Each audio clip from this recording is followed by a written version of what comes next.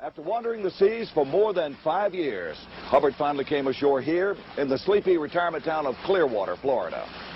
His goal was to establish an international mecca for Scientology. But according to many insiders, Hubbard was growing more and more vindictive toward those who stood in his way. He created what he called the Rehabilitation Project Force. The people who are assigned to this camp are the worst of the worst. They're criminals in Scientology. Hannah Whitfield says the RPF was, in effect, a work camp to rehabilitate Sea Org members accused of insubordination. In May 1978, she says, it was her turn. I had two big men on either side of me who pretty much manhandled me into this room with no windows, and there was just a mattress on the floor. And I was locked in this room in the dark for however long it was. Whitfield says that while she was in the RPF, she lived in the garage of the church-owned Fort Harrison Hotel, ate scraps, and worked at hard labor up to 12 hours a day. What was your crime to have been put into this harsh program to begin with? My crime was, in a Scientology sense, a very serious one. I was accused of having negative thoughts about Mr. Hubbard. The Rehabilitation Project Force is a part within the Sea organization where people who have, been goofing up, they can go rehabilitate themselves. But some former members we talked to describe their experience as physically and psychologically punishing, and anything but voluntary. I was certainly completely at their mercy. Dennis Ehrlich claims that for one 10-day period, he was actually put under lock and key in the boiler room of the Fort Harrison Hotel. In the middle of one of the rooms was a chicken wire enclosure with a door that had a lock on it, and I was placed in there, and the lock was put on the door. At the time, Vaughn and Stacy Young were high-level public relations officials in the church. At 4 in the morning, one night, Vaughn and I were asleep, and there was a knock on the door, and 2 security guards were there, and they took me away into the prison camp. Stacy Young says she was assigned to the RPF for disobeying an order to interrogate a fellow staff member. For part of the time, Young says she was in a room on the 7th floor of the Los Angeles church. Her husband admits he stood by and did nothing to try to get her out. You're being challenged that, what are you? Are you disloyal?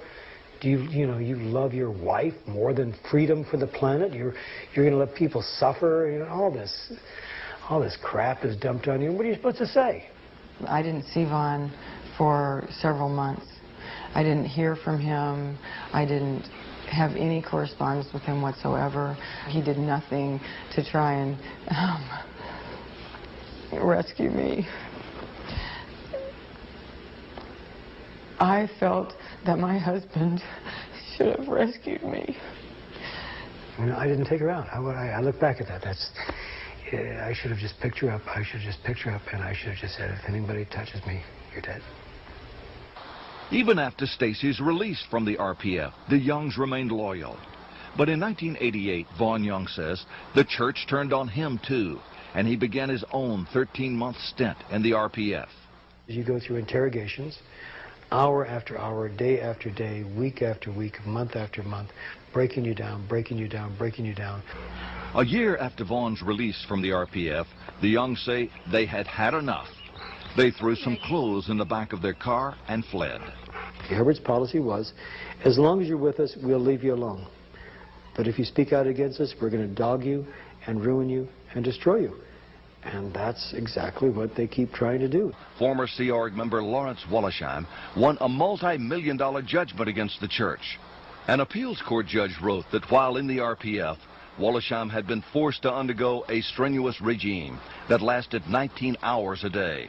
When he tried to escape the RPF, the judge wrote, several Scientology members seized Wollersheim and held him captive. They censor the phone calls.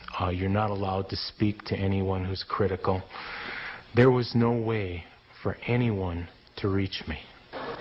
Scientology has projected a kinder, gentler, more understanding image in recent years. But critics insist that RPF camps continue to exist today. Sworn affidavits point to one at this site, a multi-acre spread near Palm Springs, which the church calls the Castile Canyon School.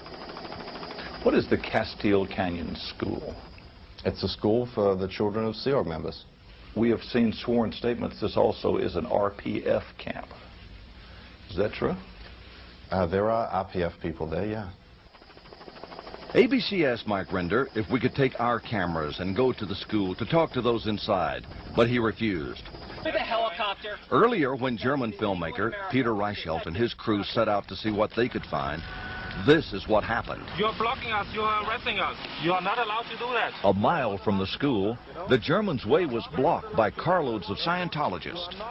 According to the German filmmakers, senior church official Ken Hoden detained them for more than 2 hours. I'm giving you one last warning. Are you going to leave, yes or no? Fine! I'm placing you under citizen's arrest right now. What's so secret with this organization? What's so secret with this area?